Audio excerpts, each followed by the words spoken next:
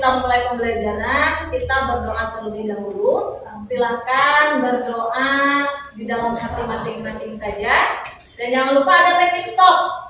Ya, sambil berdoa kita hirup udara dari hidung, kemudian keluarkan. Ya, silahkan berdoa mulai.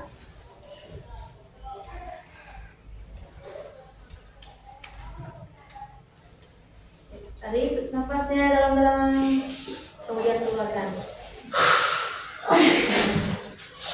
Berdoa selesai.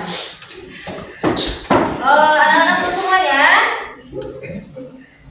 sebelum pembelajaran dimulai, kita menyanyikan dulu lagu wajib nasional. Silahkan berdiri.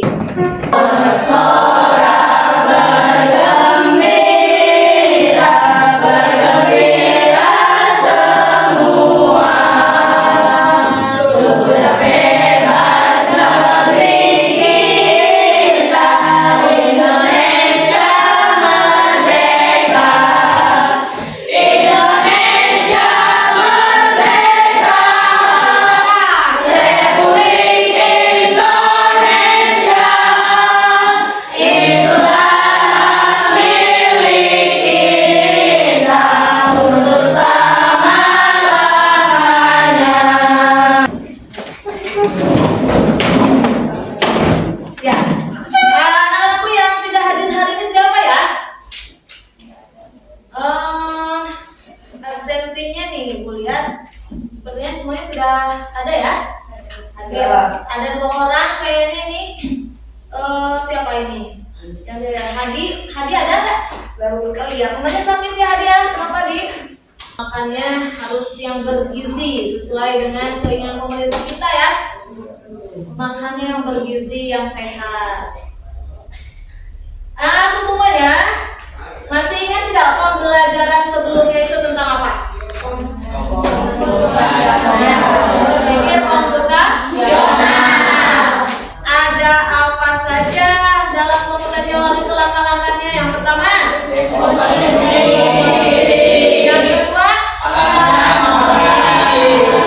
apa?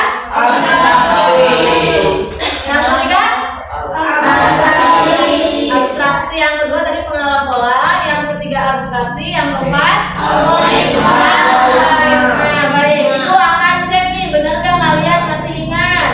Nah, ada kuis untuk kalian.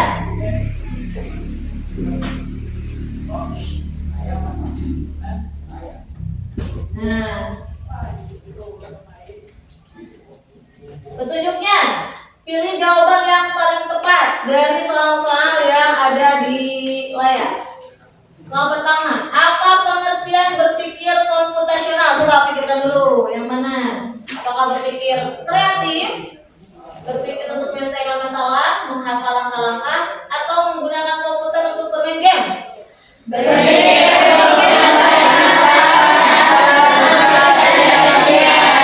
Apa jawabannya? B. Kita cek benar atau iya, betul sekali ya. Ini jawabannya luar biasa. Lanjut, nomor 2. Langkah memecah masalah besar menjadi bagian-bagian kecil disebut pengertian komposisi. Abstraksi, pengenalan pola, rekomposisi atau algoritma? Rekomposisi. Semuanya sepakat? Sepakat. Kita lihat benar atau tidak? Iya, jawabannya dekomposisi. Selanjutnya, nomor 3. Contoh struktur data sederhana dalam kehidupan sehari-hari adalah apakah resep masakan, daftar belanja, jadwal tiket, atau katalogasi? Daftar belanja. Kita lihat ya, benar atau tidak? Iya, betul. Hebat ya. Kemudian nomor 4. Menyajikan data dalam bentuk tabel, grafik, atau diagram disebut representasi data. Kita lihat, apakah benar? Iya, jawabannya adalah representasi data. Soal nomor 5 yang terakhir.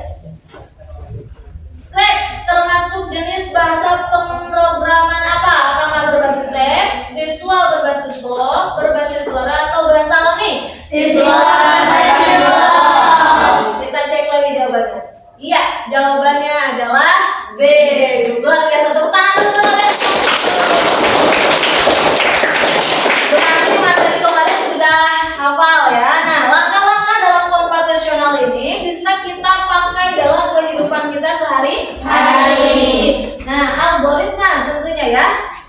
Yang terakhir, ini sesuai dengan tujuan pembelajaran kita, yaitu memahami konsep dasar algoritma dan flowchart. Kemudian menjelaskan perbedaan antara program dan data. Nah, ini tujuan pembelajaran kita ya hari ini. Nah, sekarang pertanyaannya, apa itu algoritma? Algoritma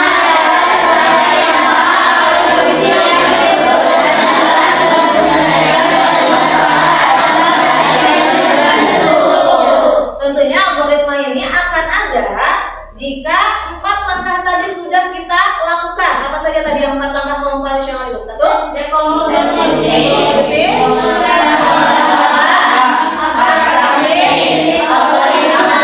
Nah, algoritma ini adalah salah satu cara serangkaian langkahnya atau instruksinya untuk memecahkan masalah tadi ya, yang sudah dipecahkan menjadi lebih kecil, kemudian diabstraksi, kemudian barulah kita cari ya langkah-langkah permasalahan yang tepat agar solusinya itu bisa kita selesaikan. Itu namanya algoritma.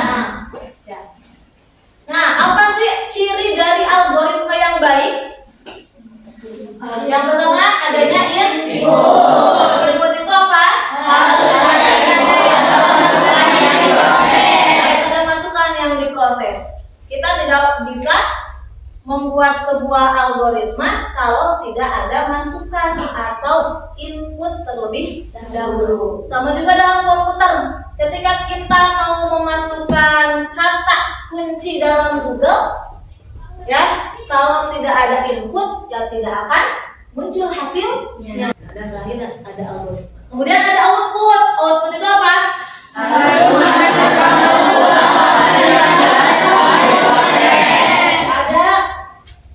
hasil yang jelas ya setelah diproses. Ya. Nah, kalian tahu tidak komputer itu dari mana sih jawabannya? Kalau kita ngeklik ujung ada jawabannya dari mana? Dari mana coba? Itu adalah hasil proses komputer mencari jawaban dari orang yang menginput lewat apa? Website, blog. Jadi enggak semerta-merta komputer itu pintar, tapi juga hasil dari hasil input orang lain. Berarti lebih pintar manusia atau komputer? Manusia. Iya, karena komputer juga itu hasil dari Manusia. ya. Yang tulisannya itu dimasukkan ke dalam website, Google, gitu ya. Sehingga muncullah ketika kita klik sesuatu itu ada hasilnya. Nah, berarti pintar manusia ya.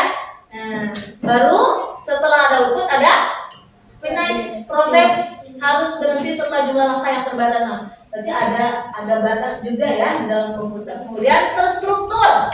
Setiap langkah harus jelas dan tidak ambigu. Ambigu itu apa? Ragu-ragu gitu ya, gak jelas ya perintahnya apa gitu ya. Jadi kalau kamu masukkan inputnya kata-kata yang tidak jelas, nanti juga hasilnya juga tidak jelas. Kemudian efektif. Setiap langkah harus bisa dijalankan dengan mudah dan logis.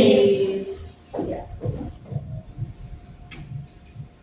Nah, tadi untuk membuat sebuah algoritma itu tadi adalah serangkaian langkah untuk memecahkan masalah. Ada sebuah cara ya yang mudah, namanya diagram alir atau disebut flow chart. Dalam bahasa Indonesia disebut diagram alir. Apa itu diagram alir?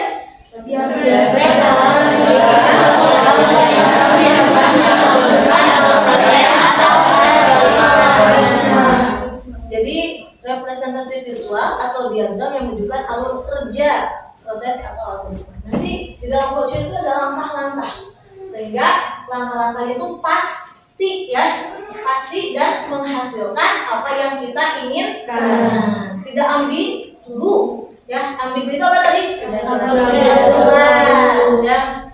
Nah, ciri khas dari flowchart itu apa? Menggunakan simbol geometris sadar yang dihubungkan dengan panah untuk menggambarkan hasil yang ada dari sebuah proses. Membuat algoritma yang kompleks menjadi lebih mudah dipahami secara visual. Jadi cirinya flowchart itu menggunakan simbol-simbol geometris standar. Simbol-simbol geometris standar itu ada apa saja? Apa coba? Ini, nah, apa ini? Ini namanya apa?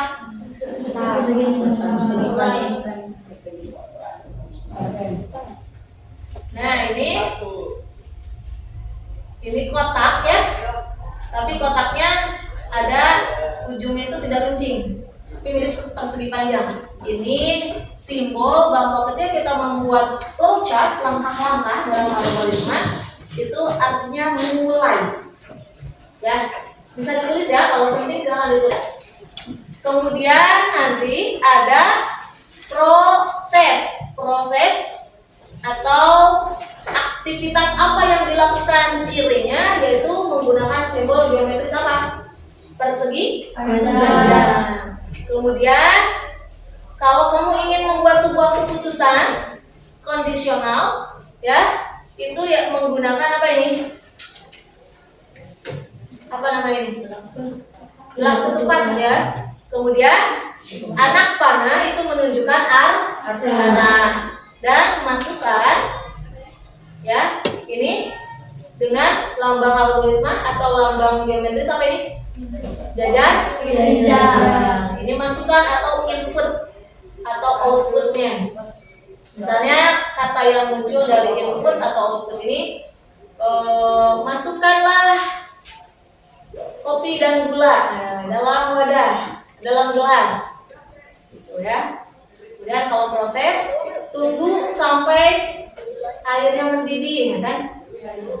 Ibu akan memberikan contoh kepada kalian penggunaan flowchart dalam algoritma, ya. Silakan perhatikan nih, contoh flowchart nomor 1, ya. Ini tadi adalah oval ya, ini oval bisa oval. Kode. Nah, ciri khasnya ada tanda tanya, hujan, ya, tidak, ya, berarti tidak perlu payung. Kalau iya, berarti harus cari payung. Nah, kenapa ini kotak persegi panjang? Karena karena apa? Nah, ini proses ya. Berarti cari payung itu adalah proses. Kemudian pertanyaan lagi nih, kita buat keputusan lagi. Payungnya ketemu nggak? Kalau tidak, gimana? Hujan. Berarti kehujanan ya. Kalau ya, berarti bawa payung. Selesai nggak? Selesai. Bawa payung. Ya. Nah, ini adalah langkah-langkah dalam penggunaan sehari-hari. Langkah-langkah dalam bentuk flowchart. Nah, sekarang ada yang kedua. Nah, berarti yang pertama ini adalah langkah-langkah dalam hal apa ini? Membuat keputusan untuk mencari payung atau membawa payung. Yang kedua, nah kita start, ya, kodenya start, mulai. Masukkan pakaian kotor. Nah, kenapa bentuknya seperti ini, gejer-gejer? Karena Masukkan itu apa? Iya, karena itu masukan atau keluaran ya. Nah, masukkan pakaian kotor. Kemudian ke bawahnya, cuci pakaian kotor dan bau. Kenapa ini kotak? Prosesnya. Ya, algoritma. Ya, serangkaian apa? Keputusan atau serangkaian proses untuk membuat sesuatu masalah menjadi terselesaikan. Baik, selanjutnya anak sudah dipahami? Ada yang mau ditanyakan terlebih dahulu? Tidak. Kalau tidak ada, kita akan coba nih mengetahui fungsi utama flowchart itu apa. Ya. Satu, mengubah algoritma dari bentuk teks menjadi bentuk gambar. Alur logikanya lebih mudah diikuti. Jadi kalau dalam pembelajaran lain mungkin flowchart itu bisa disebut dengan mind map, ya. Pernah belajar mind map? Nah, merangkum sesuatu kan? Nah, mind mapnya. Nah, pemikiran kita itu langkahnya apa gitu ya. Kemudian Yang kedua, fungsinya adalah memecahkan masalah, membantu dalam menganalisis dan merancang solusi untuk sebuah masalah. Nah, jadi agar tidak capek, kita rancang dulu, ya, rancang dulu dalam bentuk flowchart sehingga langkah-langkahnya lebih tersusun, ya. Kita nggak capek karena sudah efektif dalam menggunakan flowchart. Kemudian mendokumentasikan proses digunakan untuk mendokumentasikan langkah-langkah dalam suatu sistem atau prosedur. Kemudian yang terakhir, berkomunikasi, yaitu memudahkan komunikasi antara programmer, manajer, dan pihak lain yang terlibat dalam proyek. Jadi dengan flowchart itu kan jadi tersusun, ya. Kita mau ngobrol apa, langkah-langkahnya seperti apa, itu pasti, ya. Baik, yang ini sudah dipahami, boleh ditulis.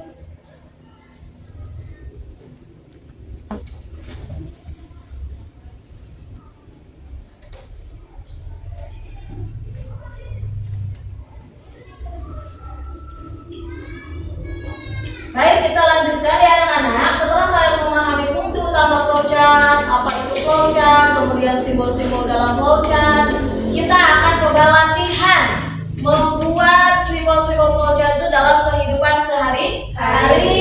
Ya, mudah sekali. Kita akan bagi kelompoknya menjadi 4 kelompok, dan di sini kita sudah melihat ada kelompoknya masing-masing, ya. Seperti biasa, yang akan membuat flowchart dengan temanya itu makanan. Nah, di sini Bu sudah siapkan.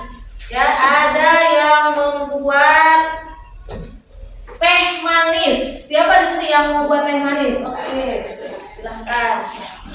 Berarti nanti boleh mengikuti simbol-simbol geometris yang tadi, ya. Dimulai. Kemudian ada yang mau masak nasi. Siapa yang mau masak nasi? Yang akan membuat mie instan. Dan terakhir yang membuat kopi, ya. Ini laki-laki pas banget kopi, ya. Ini mudah sekali, ya. Biasanya laki-laki suka kopi. Nah, Ibu ingatkan kembali langkah-langkahnya. Nah, ini awal, proses, kondisional, larang, dan masukan. Silakan kalian beri judul di atas dengan temanya masing-masing tadi. Satu ada yang membuat teh, ada yang membuat nasi, memasak nasi, bukan nasi goreng, ya, itu hanya nasi biasa. Tapi kalau mau nasi goreng silahkan. Kemudian membuat mie instan, dan terakhir membuat kopi, ya.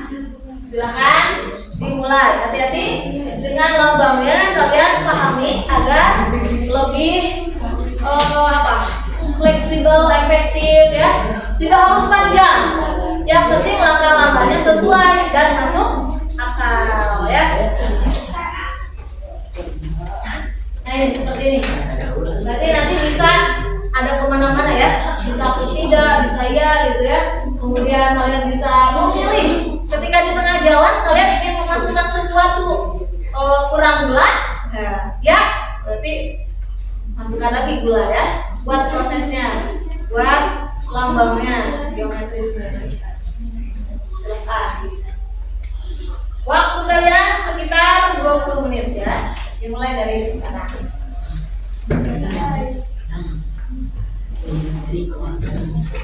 Jangan berisik.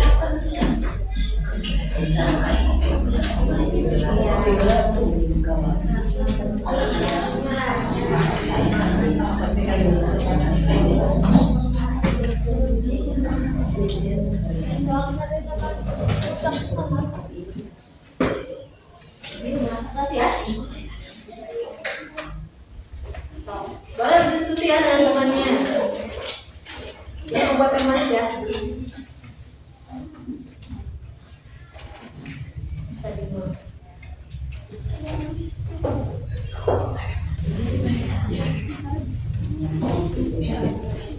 Kalau mengisi mudah, ya. Tinggal masukkan dalam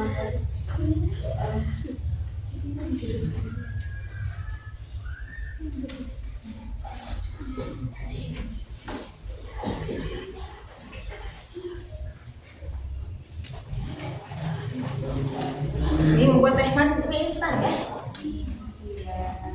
Gimana, ada yang susah? Tapi bisa di tengah-tengah bisa ditambahi loh dengan telur misalnya ya. Nah, pakai telur ya, kalau pakai telur.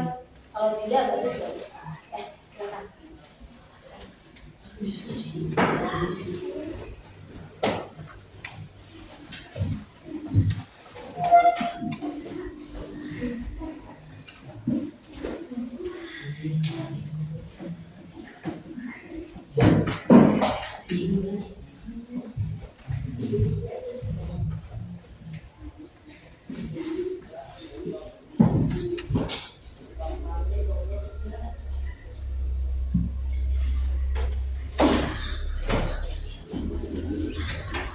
Nanti setiap kelompok melakukan presentasi ya. Siapkan boleh berdua atau satu orang ke depan untuk mempresentasikan hasilnya.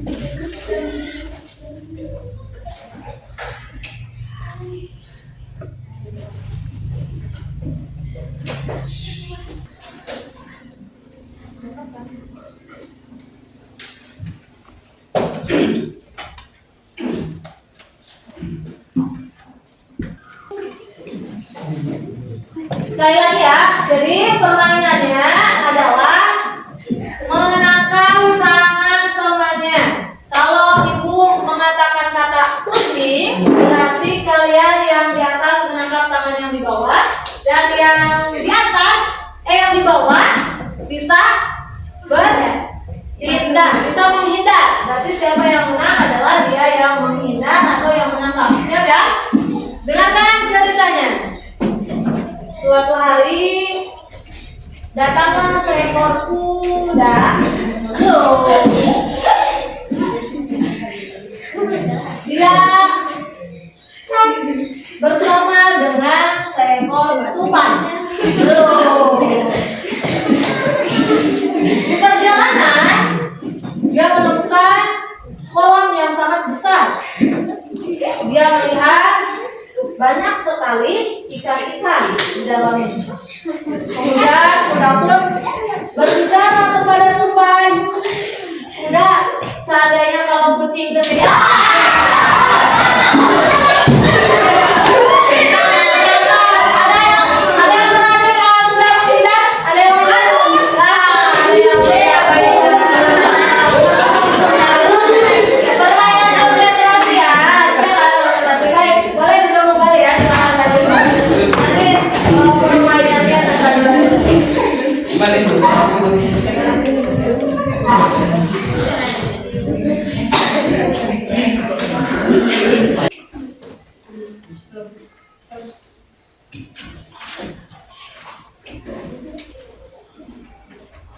menggunakan simbolnya. Agak rumit dengan simbol mungkin ya. Yang agak pusing itu mungkin dengan simbolnya. Jadi harus mengingat kembali simbolnya ya. Hati-hati dengan penggunaan simbolnya. Simbolnya diingat kembali ya.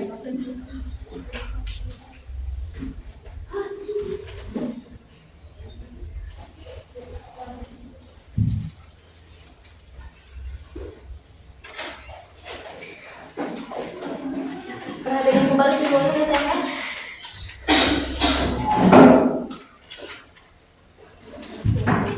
Kita akan presentasi setiap kelompok. Sudah dipersiapkan siapa saja yang mau presentasi? Ya. Untuk kelompok pertama dari kelompok Sherry mana? Dan nanti siapa yang akan presentasi? Ya, silakan. Assalamualaikum warahmatullahi wabarakatuh. Waalaikumsalam warahmatullahi wabarakatuh.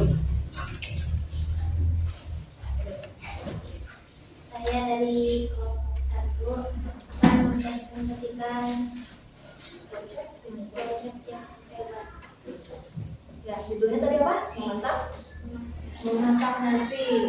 Dimulai ya dengan kode. Kemudian ini apa? Kode apa ini? Gambar. Lihat. Memasukkan ya. Inputnya apa itu? Kemudian selanjutnya. Kemudian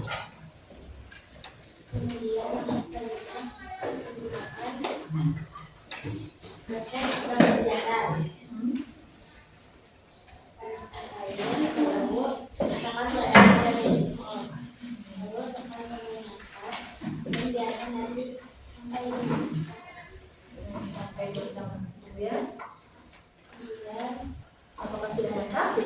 Oh, ada pilihannya ya, ada pilihan. Terus kalau tidak gimana? Kalau belum matang berarti biarkan biarkan nasi sampai matang lagi. Kemudian kalau sudah masak berarti selesai. Mudah sekali ya, ini gampang. Baik ya, terima kasih Hani.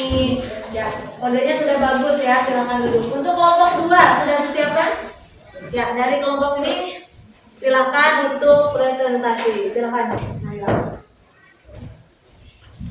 Itu membuat teh manis. Assalamualaikum warahmatullahi wabarakatuh. Waalaikumsalam warahmatullahi wabarakatuh. Saya dari kelompok 2 akan mempresentasikan produk yang kelompok kami buat, yaitu membuat teh manis. Dimulai dari siapkan teh, gelas, sendok, dan air panas. Kemudian masukkan teh celup ke dalam gelas, lalu masukkan air panas, ya, masukkan gula secukupnya, aduk sampai teh berwarna kemerahan dan rasanya manis. Kalau tidak manis apa yang terjadi? Kalau tidak manis, Ada nggak di sana? Kalau tidak manis gimana? Apakah kurang manis? Kalau tidak apa? kalau tidak teh manis Kalau kurang manis berarti harus ditambahkan. tambahkan sedikit gula sampai rasanya enak. Ya. Kalau sudah manis, Teh manis yang tidak terasa. oke. Terima kasih. Tepuk tangan untuk kelompok 2. Ya, kenapa nggak semangat? Coba tepuk tangan untuk kelompok 2. Terus kelompok 3 dari Pras. Ya, silakan. Siapa yang mau presentasi?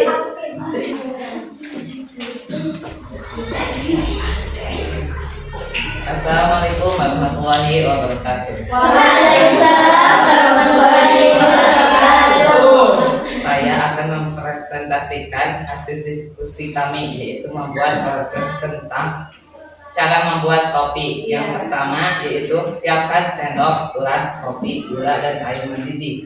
Seterusnya masukkan kopi dan gula sesuai takaran. Seterusnya tuang air mendidih, aduk hingga rata. Terusnya cicipi. Jika sudah enak, selesai. Kalau belum, tambahkan gula. Jika kurang manis, kalau sudah manis, selesai. Iya, tepuk tangan untuk terakhir membuat mie instan. Silakan untuk presentasi. Assalamualaikum warahmatullahi wabarakatuh. Waalaikumsalam warahmatullahi wabarakatuh. Berdirinya saya di sini akan mempresentasikan hasil diskusi kelompok 4 membuat mie instan. Pertama-tama, siapkan 1 bungkus mie instan, air secukupnya, panci, mangkok, sendok, dan garpu. Kemudian masukkan air ke dalam panci. Tunggu air hingga mendidih, masukkan mie instan, tambahkan sayur atau telur. Jika iya, masukkan telur. Jika tidak, aduk sampai merata. Seterusnya, masukkan mie, telur, dan bumbu ke dalam mangkok. Aduk hingga merata, tambahkan bawang goreng. Jika iya, masukkan bawang goreng. Jika tidak, sudah enak, sudah selesai. Iya, tepuk tangan. Ini akan kelihatan nanti kalau ada simbol geometrisnya ya. Nanti Ibu akan cek untuk setiap kelompoknya. Tapi pada dasarnya kalian sudah memahami cara atau langkah-langkah membuat flowchart dengan simbol geometris. Ya, nanti Ibu akan lihat hasilnya juga ya. Apakah simbolnya sudah tepat atau belum? Iya, ini hasil dari membuat teh manis ya. Luar biasa. Bagus ya anakku. Selanjutnya kita lihat ke hasil yang membuat nasi, memasak nasi.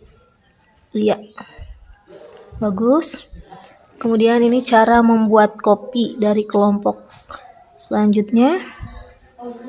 Dan ada dari kelompok selanjutnya untuk membuat mie instan. Nah, ini hasil flowchart dari anak-anak. Hebat ya. Ya, baik ya anak-anak, kita lanjutkan.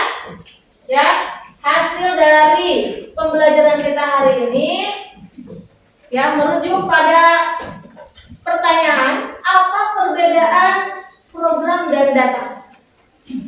Apa sih perbedaannya?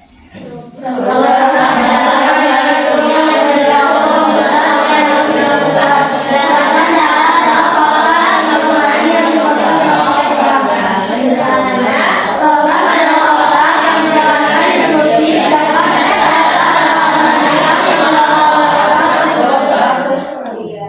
Jadi kalau program itu kumpulan instruksinya untuk memberitahu komputer agar melakukan sesuatu yang kita inginkan. Kalau data adalah itu bahan data atau input yang tadi sudah kita masukkan.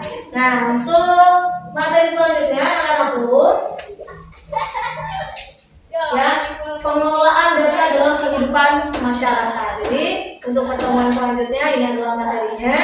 Nanti kita siapkan, jangan lupa dengan materi-materi sebelumnya karena ini akan saling berhubungan satu sama lain. Baik, sebelum diakhiri pembelajaran kita hari ini, kita akan refleksi terlebih dahulu. Di kertas tadi, di LKPD yang sudah Ibu berikan, silakan di belakangnya tuliskan, ya, boleh masing-masing hasil dari pembelajaran kita ini. Yang pertama, materi mana yang sulit dan belum dipahami menurut kalian? Ya, apakah mengenai flowchartnya itu atau simbolnya yang bingung? Boleh ditulis, ya, sesuai dengan kesulitan masing-masing. Kemudian yang kedua, apa yang akan kamu lakukan untuk meningkatkan pemahaman kamu? Ya. Oh, saya tadi sulit dalam memahami simbolnya. Berarti kalau kamu ingin meningkatkan pemahaman itu harus bagaimana? Cara kamu bagaimana? Apakah dengan mengingat kodenya, menghafalnya, atau latihan misalnya? Kemudian yang ketiga, siapa yang akan membantu kamu jika mengalami kendala dalam memahami materi? Nah, kalau misalnya lupa lagi terus-terusan lupa, kayaknya siapa yang akan membantu kamu? Apakah kamu akan meminta bantuan teman kamu, atau orang tua kamu, atau guru kamu misalnya? Yang terakhir, saya merasa tertarik dengan materi ini karena apa? Kamu tertarik dengan materi ini karena apa? Coba. Ya, apakah karena ada unsur apa itu? Logikanya misalnya, atau ada semacam permainannya, ada simbolnya, ya, masing-masing akan berbeda satu sama lain. Silakan jawab terlebih dulu.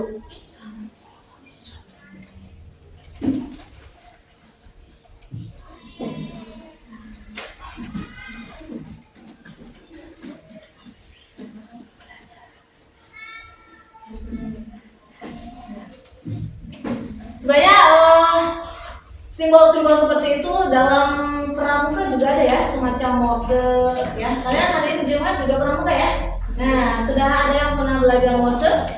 Sandi apa? Sandi kotak 1, sandi kotak 2 ya. Nah, bahkan kalau dari Morse itu bisa jadi sandi rumput. Itu makin sulit lagi ya, karena kita harus melihat rumput yang di bawah, di atas itu dengan titik strip gitu ya. Nah, itu jadi sebenarnya penggunaan simbol-simbol itu dalam kehidupan kita ternyata mungkin kita sering menemukannya, hanya saja kita tidak sadar ya itu adalah simbol yang bisa dikaitkan dengan pembelajaran coding dan kecerdasan artifisial. Baik, kalau sudah selesai, Ibu akan kumpulkan hasilnya ya.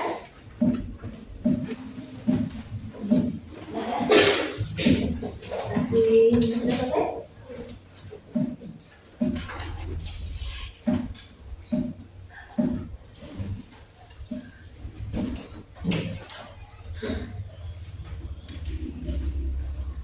Selesai ya?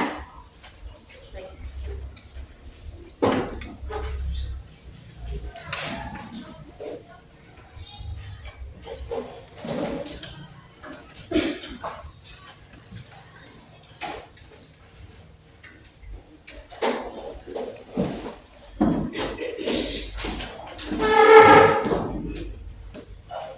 Saya tertarik dengan materi karena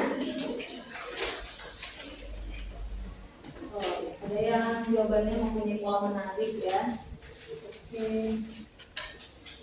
Wah, gurunya seru, asik. Makasih.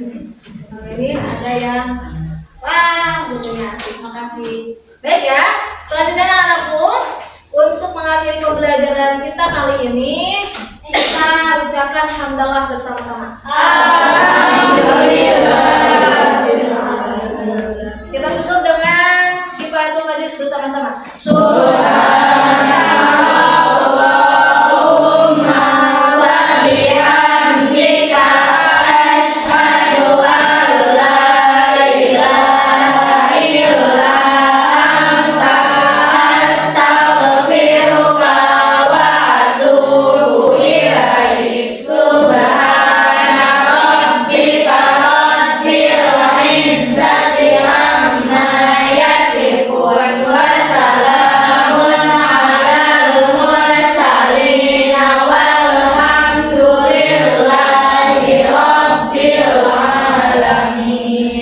Ya, Ibu cukupkan sekian. Apabila ada yang mau ditanyakan atau hal-hal yang tidak dipahami, bisa kita lanjutkan di luar jam pelajaran atau kalian bisa mencet Ibu juga ya.